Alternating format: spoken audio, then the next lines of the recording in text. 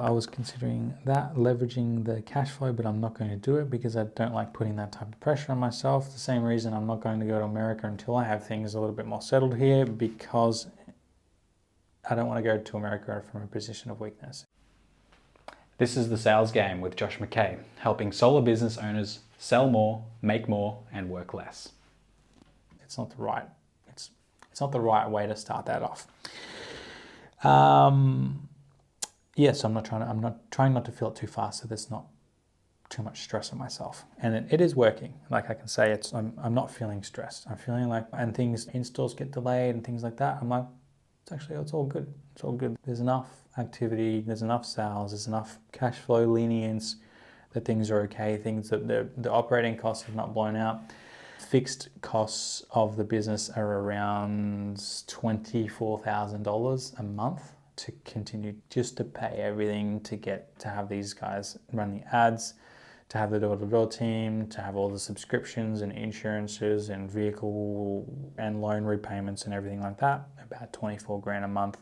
And that's based on 2 sales development representatives. So I only have 1 at the moment, so it's probably about 5 grand less than that.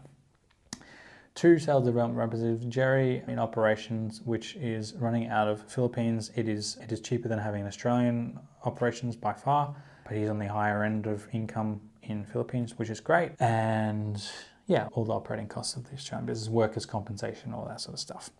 So yeah, it's important not to go.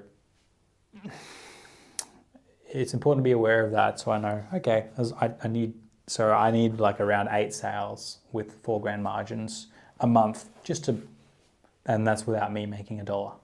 So that's 32 grand on taxes and all that sort of stuff.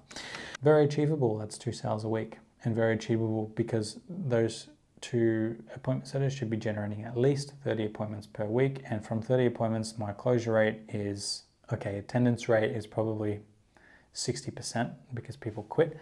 And then from the 60%, so now we're down from 30 to, let's say it's 20, my closure rate's about 30%.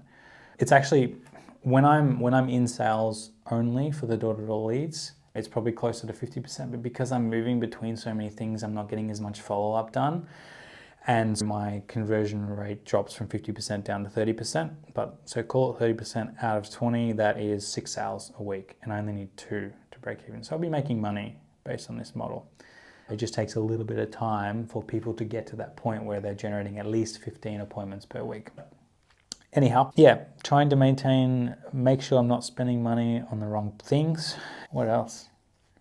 Yeah, my lifestyle expenses. I did notice that as I started to have more availability of cash flow, I started to spend more money, and I have just brought that back down because I realized that when I start to spend more money like that, it affects my business. And right now I'm really enjoying the business, so I'm spending a little bit more because I went real skint last year and I'm really tight, and I've come back a little bit from that, but not too much, and I don't really want to go much further than that. So yeah, still I'm meal prepping my meals. I bought this massive pot, like it's literally like this big, and I was able to cook 50 meals at once in it. They're good for my gym routine. They're high protein, really healthy meals. And I got the meal costs down just from shopping in Aldi, and next time I'm going to go to Costco to bring it down even more to $4 per meal, including me buying that pot. And I only have to cook once, and then for the next 3 weeks I've got my meals, 2 weeks or something.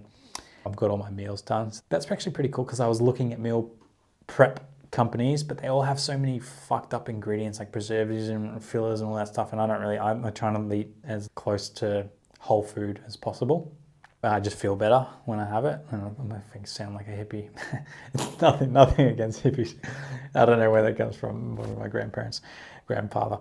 Anyway, I don't mind being a hippie. Anyway, so I'm trying to keep that.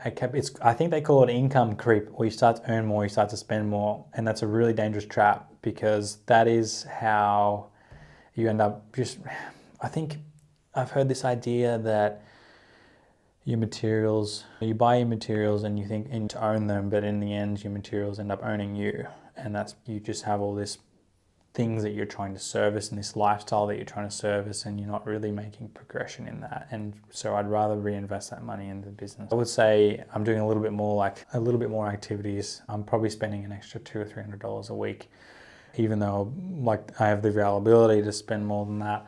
And I'm pretty sure I'm going to keep it at that level for a while. Maybe once business is actually starting to make money, I might consider getting back into a motorbike as well.